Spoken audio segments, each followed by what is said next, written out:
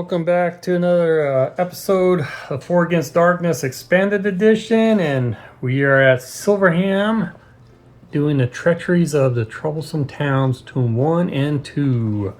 And previous adventure, the group had their butt handed to them. They encountered an Ogrel for the first time, and yeah, that was an impossible task there, and luckily they had 2 rings of teleports because Rowan is down to 1 health, same with Sheila, so they were able to teleport back to the tavern, and Fennick and Jen were able to flee. They did take a beating though on the way, especially Fennick did.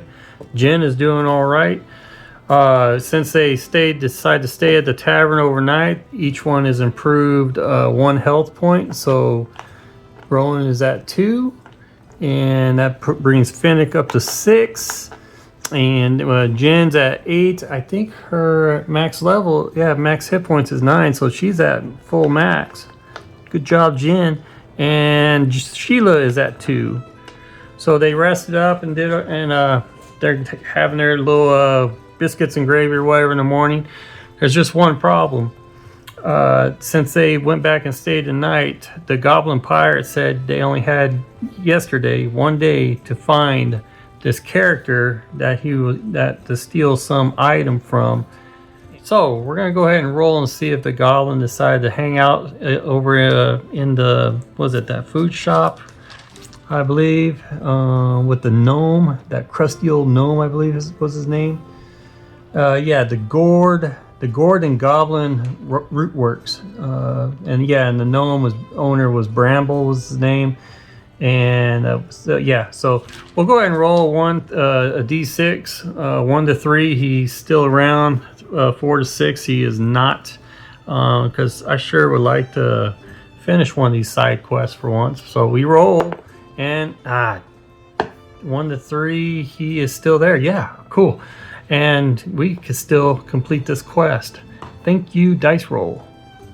Irv the Goblin nudged Fennick at the table and said, "A note came in for you." Fennick reads the note and it says, "I'm still here, waiting." And then it says Glitch on the bottom. Fennick gets the attention of the group. "Just received a note from Glitch. He's still here, waiting for us to steal this item." Jen responds, "I thought Glitch was only giving us a day. This item must be very important to him for him to stay another day. I suggest we find a place for Rowan and Sheila and get some healing potions for them before we start." And the whole group agrees to that. Fennick motions down Irv from the bar table. Irv walks up. "Yes?" And Fennick says, "Irv, we're fairly new here, as you know. Is there any place that we could find potions, especially healing potions?" And Irv's like, yes, there is. You could find one. There's just one behind the gnome's shop down the street. You could find an alchemist there, I believe. Fennick pats his hand on Irv's shoulder. "As a goblin, I like you." Irv snickers. "Well, we'll see as the day goes on. You know, our kind don't really get along too well. I wish you guys good luck today. Oh yeah, next time, stay away from Tiny. You know, that Ogrel you encounter, we call him Tiny. But as you experience, he's not tiny, is he? Please, just stay away from him. You know, let's keep this place peaceful." Okay, they step outside the tavern. Now we gotta roll shop twist here. 1 to 3, something happens, so we're looking for 4 to 6. Oh, come on, 4 to 6, let's go. And we roll a 6. All right, nothing happens. Thank you. I say that because, like I said, these dudes, they're kind of beaten up. So they move to this square here, and then they move over to the question mark square. Oh yeah, we don't have to roll for that. We know that that's a hatch, a locked hatch, and we're not going to bother with that. We are on a mission to get over to one of these buildings behind the food shop, the gnome's food shop here. So one of these buildings here are hopefully the alchemist building. Come across that lousy star square there, which I'm getting real tired of going back and forth on this. We need to roll a random icon. Okay, roll 2d6, and it's 6 plus 5 is 11. It's an entertainer icon. That's what we had the last time. It was a beggar, and then it was an entertainer, and now it's an entertainer again. The last one we were watching some dude get burned at the stake alive. That really sucked. Okay, what an entertainer is this? We roll d6, and it's a 5. 5 to 6 performers of the cruel entertainment the townsfolk enjoy. Oh gosh, this town is warped. Oh, I'm afraid to roll to see what kind of cruel entertainment's going on here. It says roll d6, and we rolled a 4. Public executions. All right, there we go. Yeah, move along now. Good grief. Today's execution is by guillotine. So yeah, so they're walking by. They look like poor individuals that were caught for something, whatever, and they're got them lined up here, and they're just off with their heads. And the group just keeps their head down and keeps moving forward. As they're moving forward, they could just hear the crowd in the background just cheering, watching the heads roll and all that. Okay, we know we're not going that way. That's where Tiny is. So we're not going to see Tiny. We will go this way. And I think this T with the minus sign here, I think that's a trap. But we're going to find out. We have no choice. We have to go that way. And then, of course, there's also a star icon ahead of it. Ooh. Interesting. Roll on the traps table fit for your party's high class level, such as the traps table on the original 4 Against Darkness for HCL 1 through 5, for the Abyssal traps table for HCL 6 through 9. Any rolled trapdoor leads to a random undercity dungeon. If you roll a stone block, oh my gosh, it blocks the current square and prevents the party from going back. Are you kidding me? And we don't have a rogue, so let's hope that doesn't happen. Alrighty, we're gonna roll on the traps table here. Okay, since our group is still below level 5, we're using the expanded edition 4 Against Darkness and the dungeon traps table on page 164. As you can see, the marching order right here is gonna be Fennick and Jen in front. Okay, roll a d6, and it's a 4. The PC leading the marching order steps on a bear trap. Oh crap. Which one's leading? We got Fennick and Jen in front. So 1 to 3 is Fennick. 4 to 6 is Jen. So Jen is the one's gonna have to roll save on this bear trap. Oof. The save throw is a high class level +3. So Jen is a high class level is a 3. So it'll be a 6. Now with save throws, it's the same thing as a hit. Unlike defense, you have to add a level. So instead of saving on a 7, she saves on the 6. So, and Jen's a warrior, and she has no special abilities of this. This is gonna be something here. Boy, Jen, I hope you have some quick feet here. If the save fails, the PC has a foot caught in the bear trap and loses 1 life. The PC will save at a -2 versus other bear traps or trap doors and be at a -1 to attack. And defense rolls until that lost life is recovered. Oh, jeez. Okay, she just needs to roll the target level, which is a 6. There is no modifiers on it, so you have to roll a 6, Jen, in order to avoid this bear trap. Here we go, and we roll a 2. Snap! Okay, so Jen's sitting there screaming in agony. She goes from a 9 to an 8 for -1, and now she, oh gosh.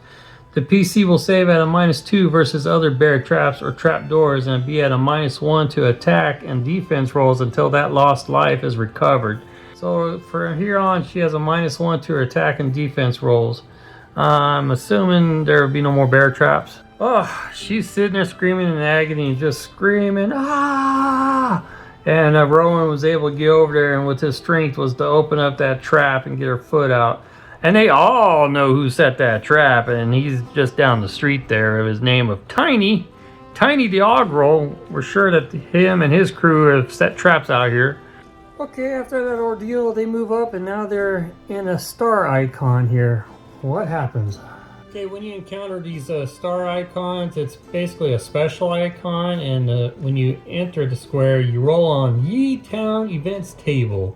The Ye Town Events Table is on page 144 of the tome number 2 book of Treacheries of the Troublesome Towns. I always get that messed up. Treacheries of the Troublesome Towns. And it's a D66.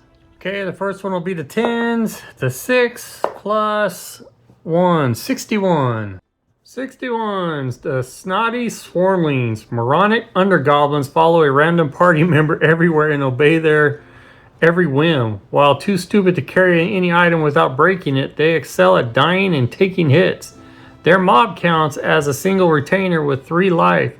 Attack is a -2, defense is 0, morale is a +2. Each time they would lose 1 life, roll a d6. On a 5 or 6, the life point isn't lost as a swarmling you hadn't noticed before takes the place of the fallen. No need to feed them. They eat refuse, but they cause a -1 penalty to persuasion and stealth. No way. Oh, this is cool. Who do they follow? We'll go with high die roll. And they followed, well, there's Rowan and Sheila out with 2. They follow Jen. I love it, man. They excel at dying and taking hits. So Jen's got some meat shields there. Wow, I'm gonna have to make a little character sheet for this one to keep track. So that's really cool. We'll take that, man. Oh, this book, man, The Adventures of This Town or whatever, is really cool. So moving on. Oh yeah, now that star icon becomes a question mark, which means there'll be a random icon when we go back over it. I am so tempted to head this way because that's a road here, so I'm so tempted to roll for the tile right here to see what there is. But right now, we gotta find this alchemist shop. So we move again, and there's another trap ahead of us, so here we go again. Oh, bummer. I hope we don't come across another bear trap. Still got the same order. It's Fennick and Jen in the front. Okay, roll a d6, and it's a 6. The trap in the 4 Against Darkness is a giant stone falls on the PC in position 4, the marching order. Oh my goodness. But then if you come to the trap icon, it says if you roll a stone block, it blocks the current square and prevents the party from going back. Blacken that map square. Okay, man, I could be cheesy and pick that stone block and that would save because the one that's in position number in the 4th position is my barbarian, Rowan, and he's only got 2 life. The PC must make a defense roll versus the high class level +4. Well, 4 + 4 is 8. We can't beat that unless he rolls a 6, and then he has to roll 2 or higher on the second throw. Or lose 2 life. So if he fails, he's crushed and dead. So, I mean, I could go that route, or I could take the cheesy route and go with what it says here, the stone block, and it blocks our way, and that would save Rowan. Or I'm going to do the 3rd option. Let the dice decide his fate. Okay, 1 to 3. The stone drops in front of them and blocks the way. 4 to 6. Watch out, Rowan. Here we go, and we roll. Oh, thank you so much. Watch out. They just saw this big stone drop right in front and just block their pathway right here. There is no way getting around it whatsoever. They started looking at each other. We know who's behind us, don't we? Fennick was saying, and Jen's like, yeah, I believe it's Tiny.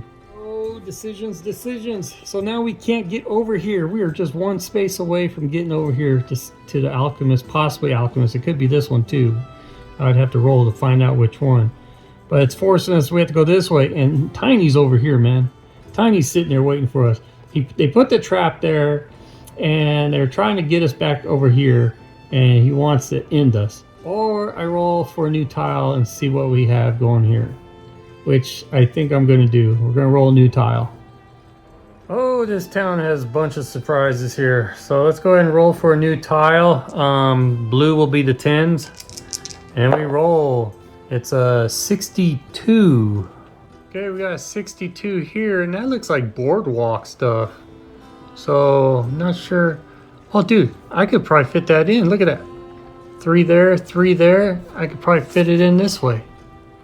Oh, sweet. Oh, dude, man. You see I got 3 squares here, and then there's a roadway right here and 3 squares there. Well, if you come down and look at this, I'll zoom in a little bit. 3 squares there, and that's the roadway. And guess what's blocking this over here?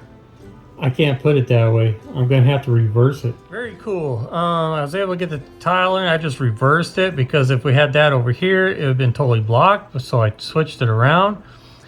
These lined walkways or whatever is supposed to be like for a high fancy schmancy kind of area. So just almost like boardwalkish, I guess. The neat thing is putting this here, we could go around that stone now and get over to this building here and see if that's the Alchemist or this one without trying to go back and see Tiny. So, but there is an M plus icon here that we'll have to encounter and see what that's all about. Now, I was looking at the travel times in the city, and I never used the travel time in the town or cities here, and I actually came across on page 14 of the Tome 2 or Tome 1 book, and it says exploring a whole block right here takes 1 day. And then it says down here, crossing a tile takes 1 hour of game time. So each tile I cross is 1 hour, no matter how many rooms. This is because towns are crowded, confusing, and full of distractions. A tile is assumed to be full of people you will not interact with. I'm thinking maybe we will increase it to 2 spaces, 2 squares, and that'll be an hour. So we go 2, 1, 2, it's 1 hour, 3, 4 is 2 hours, and so forth. Because if we did 1 hour, that's 1, 2, 3, 4, 5, 6, 7, 8, 9, 10. We're already at 12 hours right there. Half the day's gone. I don't know. I'm thinking about doing the 2 hour things. I'm gonna do it. I'm gonna do two spaces that equals 1 hour of time. Therefore, we're at 6 hours. It's been 6 hours right now, and what we're gonna do is, since the stone dropped there, we're gonna just go on this boardwalk or whatever we want to call it, fancy street, and we're gonna make our move this way, and we'll see what this M plus icon is. So 1, 2, and that's hour number 7. M plus icon is the highest ranking noble in a noble mansion, oft a faction ruler. Rich, condescending, and usually cunning, decadent, or insane. See mansion inhabitants under noble estates in chapter 5 for details and profiles. Roll on the faction table for their rank and profiles. An option to roll for a coat of arms, and incidentally, a knightly order is also provided. It has no game effect. Should the mansion belong to the same faction as another mansion, the second mansion's master will be the heir or a sibling to the faction head. Alrighty, we're going to roll on the faction table and find out what this dude is. Now, we already have 1 point with the Baron. That's the faction that we're in good graces with right now, is the Baron. So let's find out what this dude is. Okay, we roll a d8 and we rolled a 2. The Cruel Countess. Okay, a scheming cynic or paranoid plotter who weaves complex webs of deceit through an army of spies and informers. I think all we're going to do is just kind of bow our heads and just say hello, because if we attacked her, she'd be a tough one. Our high class level is only +2. She is a boss, but high class level is a +3 life. You 1 attack, morale's a +2, 4 treasures, +1 attack rolls. Problem is, our rolls against her would be at a -2. That's not good. Her own attacks are poison, level 3 poison, save or die. Roll d6 at the beginning of each of her turns. Oh gosh. And then she'll have a crossbowman with her, or cutthroats with her also. Yeah, we'll just say madam and pass right by her. So moving along, 1, 2, hour number 8, and we're by the front door of this building here. Okay, is Irv right about this building? Is this the Alchemist building here where we could get some healing potions? We'll find out. Roll 1 to 3, yes. 4 to 6, no. And it's a 3. Irv is right. That's the building. Yes! All 4 walk in. They realized, and they each had a sigh of relief too, that Irv did tell them the truth, that this is an alchemy shop, and the name of it is Bitter Flask, and the owner is Frid. I'm gonna roll in this shop to see if there's any kind of shady person in here or not. Now we'll use the Shadow Dark tables for that. Yeah, it's on page 139 of the book, and it's called Interesting Customer, and you roll 2 d4s, a d4 this way, a d4 that way. Okay, we roll a d4 and it's a 1. Now we need to go across, and it's a 4. A loud dwarf. Well, that goes pretty well with Fred. So we got a loud dwarf in the alchemist shop here. Hey Fred, you got customers here? Fred pops up from behind the counter there. Hello, how may I help you? Rowan speaks up. He says, healing potions. I need healing potions now. And Fennick's the same. And then Sheila asked for the same too. Oh, I see you guys had some troubles here just by the looks of it. I believe I have some potions for you. Now here, I have 4 healing potions left. Now they go for 100 gold, and they're very, very rare to find around here. Now if you like, I can get you 3 of them here, or you can take all 4. As far as I know, it looks like it's 3 of you guys that really, really need it. I'm gonna go ahead and get the healing potions straight from the equipment on page 84 of the 4 Against Darkness Expanded Edition. It goes for 100 gold apiece. It's gonna be about 300 gold. Drinking a healing potion heals all damage suffered by a PC. No PC may drink more than 1 healing potion per adventure, so this is it. But they do need it. I mean, Rowan's down to 2. And Sheila is down to 2 health points also. And we got Fennick. He's at 6. We're going to just get 2 healing potions. And we'll just bandage Fennick up 1. We'll just do that. So the group gets their money together and buys 2 healing potions for 200 gold. You sure you don't want the other 2? Fennick looks at him. We're good. We'll be just fine. By the way, you wouldn't know a man named Garrett Holt, would you? Never heard of that name. Sorry about that. Usually I'm pretty good with names, but just have not heard of Garrett Holt. Rowan and Sheila immediately down the healing potions, and right off the bat you can see that they are back to normal and they are feeling good. So Fennick's gonna go ahead. I believe he still has his bandage. We'll see. Yes, he does. We'll just use his one and only bandage, and just gotta remember when we get to a general store somewhere, purchase another one. So he will boost his healing back up to 7. Hey, you're that group that Tiny was talking about. And Jen looked over and drew a sword out quickly and put the tip towards his throat. What'd you say? Orgo backed up against the corner where he was sitting on a stool. No need for the sword. No need for the sword. We just been told to keep an eye out for a group of 4 individuals like you. And that's it. Fennick walks up and he stares eye to eye with him. What's your name? Orgo. Orgo? Well, are you going to be a problem? No problem here. I'm just a friend of Frid's, and there would be no problem here whatsoever. Good, because if we find out it's you, Orgo, we'll come after you. And believe it, we're not some group to be messed with. Ha! That's not what Tiny was saying. All of a sudden, a big fist comes around the corner, pop, and knocks Orgo down out. Rowan, we didn't need that. We already have too much trouble here. Fred's standing behind the counter there, all shaking and stuff, and jittering and all that. And Jen turned around and says, "Calm down. You're okay." Sheila says, "Thank you for the potions. We'll be on our way now," and takes her arms, or groups the other 3 and guides them to the front door there. Okay, going outside, so we gotta roll for a shop twist. If we roll a 1 to 3, something happens. So let's go 4 to 6. Come on, 4 to 6. And we rolled, crap, something happened.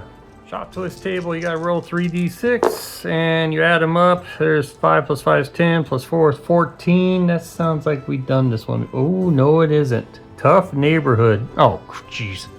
Okay, it says see entry 15 from the Book of Secrets, and then it has an option here. We'll check out the entry 15. Oh great, we're attacked by an assassin. You are followed by a killer who attacks the last character in the marching order as soon as your party is out of sight of any guards. Our marching order is right there, so it's gonna be either Sheila or Rowan. Okay, the lowest die roll is who was attacked, and it's gonna be Rowan. If you have the maniac keyword, which we don't, so we don't have to activate a crazy collector who is the killer hunting you.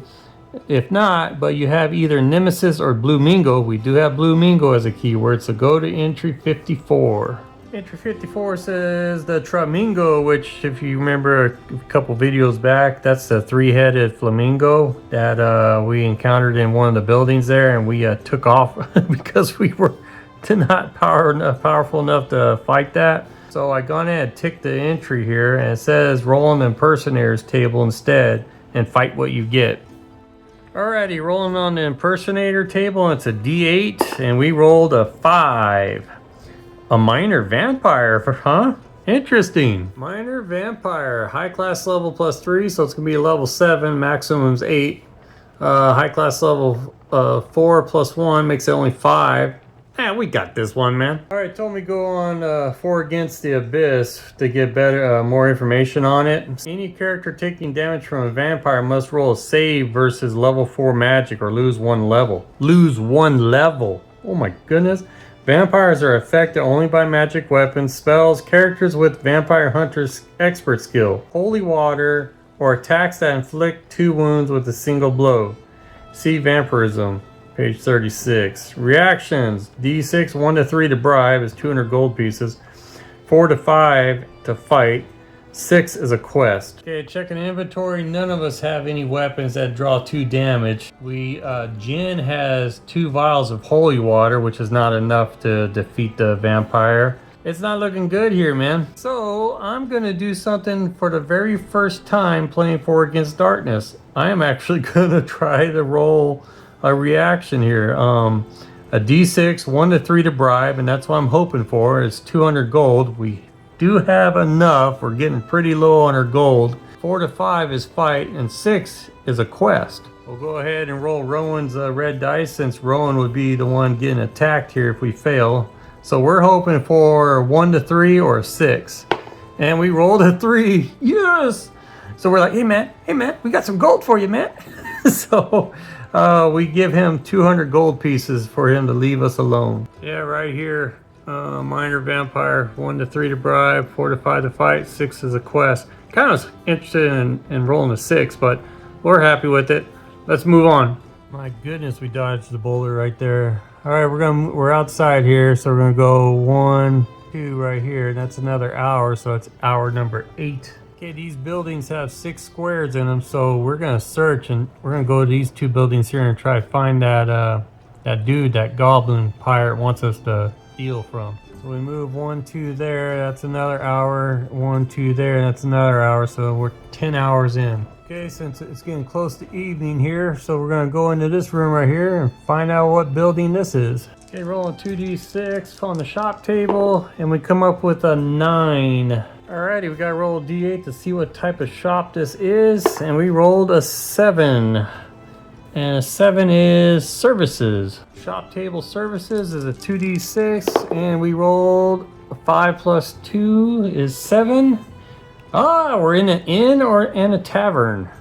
I guess we found our place to stay for tonight. Don't have to go all the way back over there. We can just hang out here now. That's nice. We found another inn and tavern. Alrighty, the name of the inn and tavern is called the Dog and Bard Tavern. That's why I rolled up. I used the Shadow Dark book on page 136, the tavern generator. And the name of the owner, believe it or not, is a female elf named Sarenia. Sarenia. Okay, the group's in there and they're surveying the tavern, and they see a lot of patrons in there, and they're looking for this one special guy or thing, whatever, that should stand out in front of them from what the goblin pirate was saying. So we need to roll a 2d6. If the result is a 10 plus, the quest target has been found. We do have a +3 modifier on this roll now because we have been unlucky lately. So here we go, roll 2d6. 5 plus 2 is 7, plus 3 is 10. Boom! We found them. Hey, I think we found our target. Fennick whispers to the group. Now, it's a high class level plus D4 boss. So let's roll that real quick with the D4. So high class level plus, of course, a 4. So it's 4 plus 4, it's a level 8. Oh, jeez. And the life points is a high class level plus a D3. So 4 plus, ooh, thank you. This might be maybe easy. 4 plus 1 makes it a 5 life. 5 life points. I keep wanting to say hit points, but 5 life points, it's the same thing. Okay, we can try to retrieve the item by making a pickpocket save, a value of 100 gold pieces, or defeat the rival in combat. And take this unique item from their treasure, then bring it back to the quest giver, and we gain 1 XP if we succeed in this. Well, it looks like we're going to be fighting this dude because the value of the 100 gold pieces is the value of the whatever item we're pickpocketing, which actually is going to be more than that because this is a side quest. The goblin offered us a higher value, but anyways, and I looked up on page 130 of the tome one book about pickpocketing here. Yeah, so it's 100 gold value, which means you have to divide it by the level of the character. So if we have a level 4 character, 4 into 100 goes into 225 times, so it'll be a level 25 save. Yeah, that ain't happening. If we had a rogue or what else would a halfling or whatever, it would actually reduce a level by a little bit because of their specialty. We're gonna be fighting this dude. Alrighty, Fennick comes up to the dude, and he is a big dude. He's got this forest green cloak over him, and so they're not sure if it's human or not. I believe you got something of ours. And the guy just dropped his pint on the table, the bar table, just bam! And he turns around. All four of them were a little shocked to find out that they encounter an ogre. He's the closest guy I could find that's, you know, has an HCL +4, so that works out for a level 8. And then tier +4 on life, so we rolled a 1, so it's 5. So I figure we'll make it be an ogre in this one. He has a tier +1 damage. We're still tier 1, so 1 + 1 is 2. So he inflicts 2 damage if he hits us. So there is no bribing, obviously, and we're definitely gonna fight. Ogre's like, You want a piece of me? sorry, that's the best ogre voice I could come up with, man. Sorry, man. Let me guess. Glitch sent you. He wants his little precious item back, doesn't he? As he stands up, next to him is a big, gigantic warhammer. Well, let's get this over with.